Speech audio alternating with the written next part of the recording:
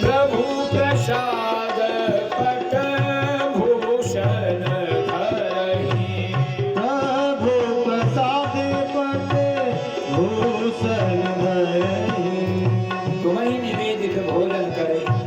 एक जगह हम कथा कह रहे थे तो यही प्रसंग ऐसे आ गया कि भाई भगवान को भोग लगा करके भोजन पाया करें।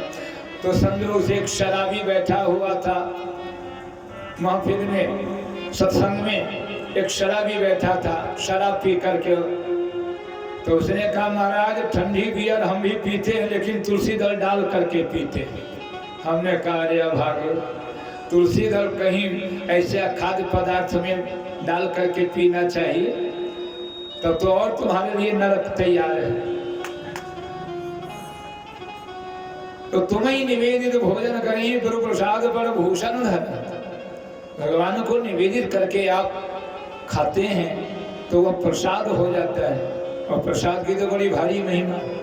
तो यहाँ खूब दान किया नंद बाबा ने, खूब लुटाया। याचका नैव याचन्ते बोधयन्ति गृहे गृहे, दीयताम दीयताम नित्यमदातुर्गति दृशे।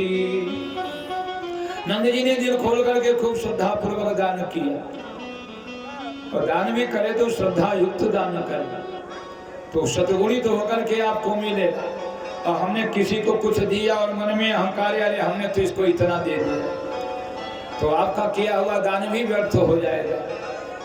इसलिए बंदीगणों ने खूब स्तुति पाठ किया, ब्राह्मणों ने बालक को खूब नाना प्रकार से आशीर्वाद दिया। गोकुल के चारों ओर बड़े बड़े गायक वाद्य यंत्रों को लेकर के खूब बधाई गा रहे हैं, बजा रहे हैं, और भगवत दर्शन करने के लिए गोपियां चल पड़ी। गोपाः परस्पर हृष्टां क्षीर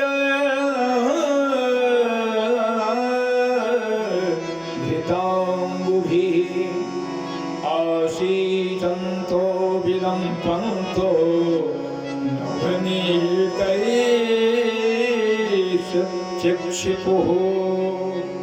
चारों ओर आनंद का सागर उमड़ा हुआ, गोपियां जा रही हैं।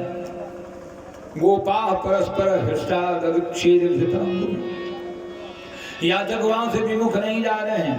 नंद बाबा को खूब दधि खींच मची हुई है, और उसी में गोपियां बढ़िया सुंदर जा रही हैं। तो गोपियां जो जा रही हैं तो जोड़े में आप दक्षिण भारत में जाएंगे रामेश्वरम भगवान का दर्शन करने के लिए, तो हमने देखा वहाँ कि वहाँ की जितनी माताएं बहनें हैं वो जोड़े में जूही चमेली के पुष्प, बेला के पुष्प की माला बना करके जोड़े में जरूर लगाएंगे। मतलब पुष्पों से श्रृंगार जरूर करेंगी वो अपना। यहाँ भागवत में वेद व्यास जी ने भी वर्णन किया है।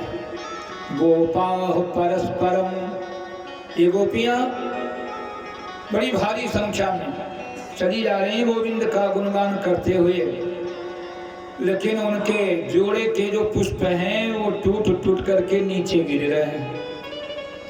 तो किसी ने प्रश्न कर दिया, अरे भाई तो कितना भागा है कि तू भगवत दर्शन भी नहीं कर पाया। कहा कि मैं अभागा नहीं हूं, आज नहीं तो कल। एक तो ये गोपियां जा रही हैं दर्शन करने के लिए, देखो भगवत दर्शन करने के लिए जा रही हैं, आंख कह रही है कि हम सबसे पहले दर्शन करेंगे। जीवा कहती है कि मैं उनका गुणगान करूंगी। गुणगान करते हुए हम जा रहे हैं तो सबसे अधिक मेरा हो भाग्य। हाथ कहता है कि अरे भाई कोई बात नहीं, तो अभी गुणगान कर ले, लेकिन जब वहां हम पहुंचेंगे भगवत दर्शन करने के लिए तो वहां हम सबसे पहले भगवान का पूजन तो हम ही करेंगे, अर्चन बंदन तो हम ही करते हैं, इसलिए भाग्यशाली हम हैं। तब तक पैर बोल उठा, चरण ने कहा तू तो अभागा है, सबसे पहले हम चलते हैं भगवत दर्शन करने के लिए। चरण राम तीरथ चली